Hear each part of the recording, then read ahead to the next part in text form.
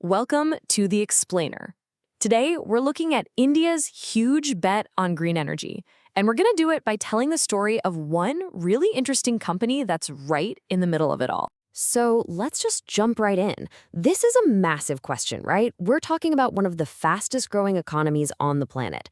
And the answer, well, it might not be what you think. All right, first things first. To really get what's happening here, you need to understand the scale of India's energy problem. I mean, it's the backdrop for this entire story. Just take a look at these numbers. India's energy demand, it's set to double in the next 20 years. Double. So you can imagine the pressure.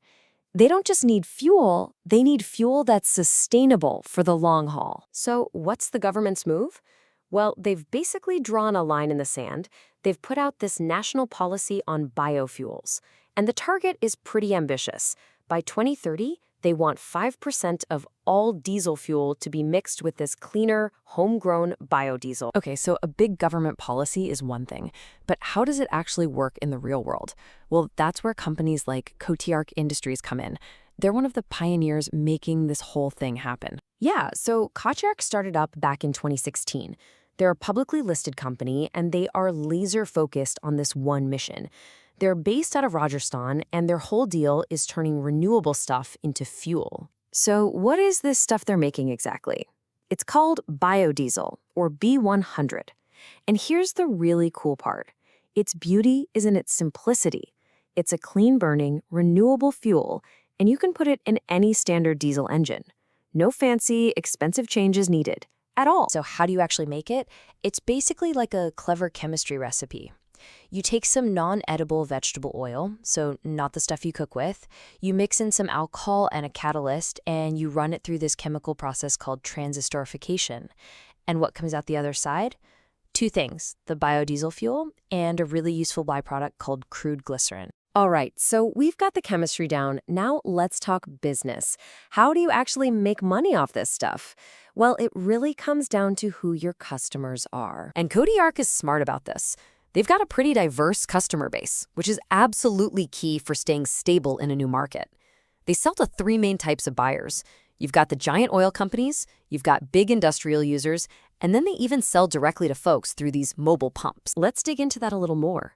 First, you have the oil marketing companies, the OMCs. These are the big guys.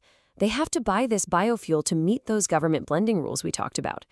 Then you have bulk buyers. Think mining operations, big transport fleets. They buy directly from Kotyark because, hey, it saves them money on fuel.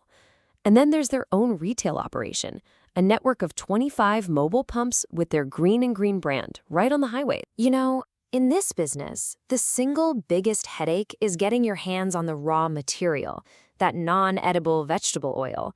You need a steady, cheap supply. But this is where Kotyark has its secret sauce.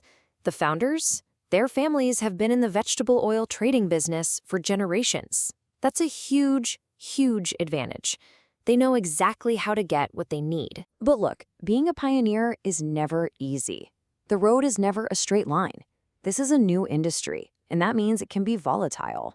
So let's talk about a pretty big challenge Kotyark just went through, and more importantly, how they dealt with it. And wow, just look at this number, -74%.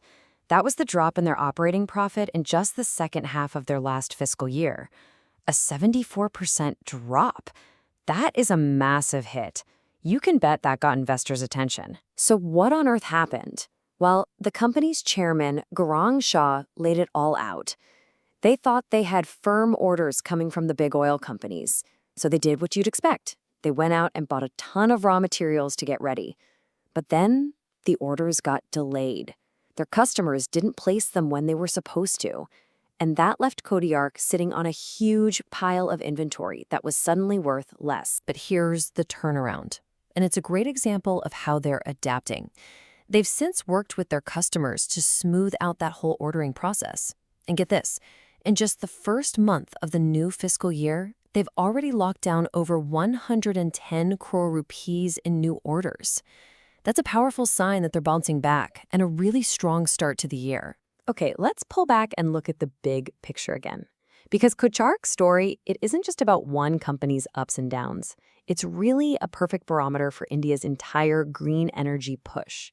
It shows you both the incredible potential and the very real risks involved. If you look at this timeline, you can see how this entire industry and Kotyark's business is literally built on a foundation of government policy. We're talking about almost 20 years of consistent pushes from the government, from allowing direct sales way back in 2006 to setting those firm blending targets, and now even talking about penalties if the big companies don't comply. So at the end of the day, it's all about this delicate balance. On one side, you have this massive opportunity, right? That 5% target creates a huge guaranteed market, and the fuel itself is often cheaper than diesel. But on the other side, the threats are just as serious. It's a business that eats up a lot of cash to run, and its future is completely tied to what the government decides to do next. And that really leaves us with a big question, doesn't it?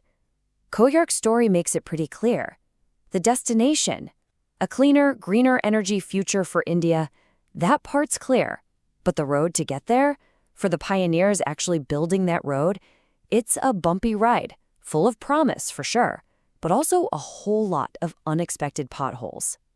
It is definitely a space to keep your eye on.